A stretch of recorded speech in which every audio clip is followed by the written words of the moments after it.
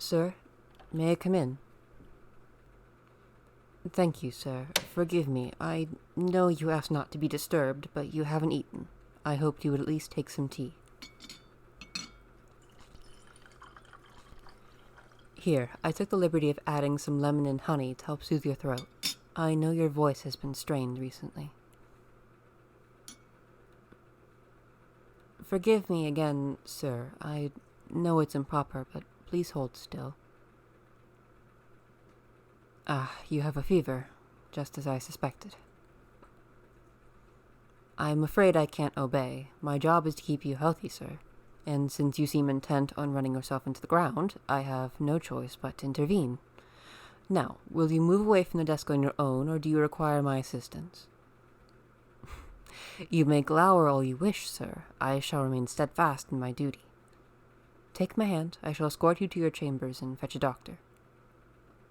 You do need a doctor, sir. Or did you conveniently forget the fever that you have? Even if you feel fine, illness is not something we should trifle with. I would hate for you to become bedridden and even more miserable.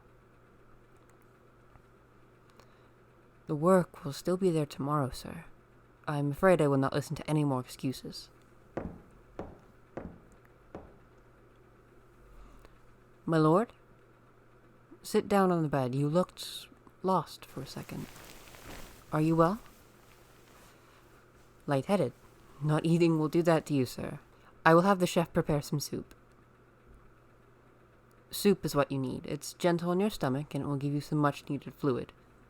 And if you eat it all, perhaps I'll allow you to have a scoop of chocolate ice cream. Yes, the chef just made a new batch. I'm sure he won't notice if one scoop goes astray. But only if you allow the doctor to examine you and you're a good patient. No, sir, you tend to be a rather horrible one. If I'm not mistaken, the last doctor that was called for nearly ran away in tears after trying to administer medicine to you. I don't know whatever you said to the poor woman, but such behavior shall not go unpunished today. You must be feverish if you're asking such foolish questions. Of course I care for you, sir. You are my precious lord. I've served you for the past year, and I will continue to do so until you dismiss me. Perhaps I'm so bold because of all we've been through together, sir. Now, would you kindly lay down while I call for the doctor? It matters not if you're tired. Rest is what you require. I'm afraid I will be quite insistent on this. I know you want to do well, but you already are. You've proven to all of society how noble of a house this is. You needn't work yourself to death to continue to prove it. Your parents wouldn't have wished that on you. In fact, if they could see you right now, I'm sure they would join me in this lecture. Yes, I can picture that. It's okay, sir. You can cry. You don't need to hide your feelings, not from me. It doesn't matter if it's been 6 months or 6 years, grief follows no set timeline.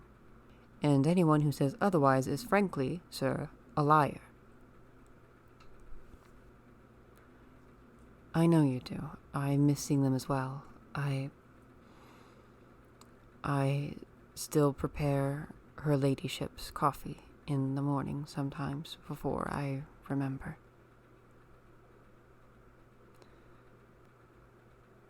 My lord, may I speak frankly? You do not have to take this burden on yourself. Just because you are the sole heir and representative of this house doesn't mean that you need to dedicate your life to maintaining its dignity. Life is much more than paperwork, sir. It may be impudent of me to suggest it, but I know Lord Jonathan is holding a ball soon. He sent you 3 invites, sir. I know he and all your friends want to see you again. You've spent enough time mourning. It's time for you to live now, sir. That's what they would want. and it's what I want as well.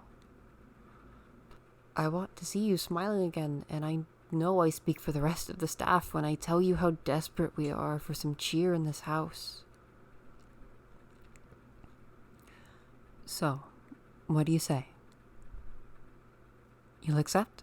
Wonderful. I'll send a reply post-haste. Let me... Sir? No, it's just that you're still holding my hand. If that is what you wish, then I am in no position to refuse. I'll stay here until you fall asleep and then fetch the doctor. Shh, sir, I'm here. I'll keep the nightmares at bay, I promise. You don't need to thank me. This is my duty, sir. One I take very seriously.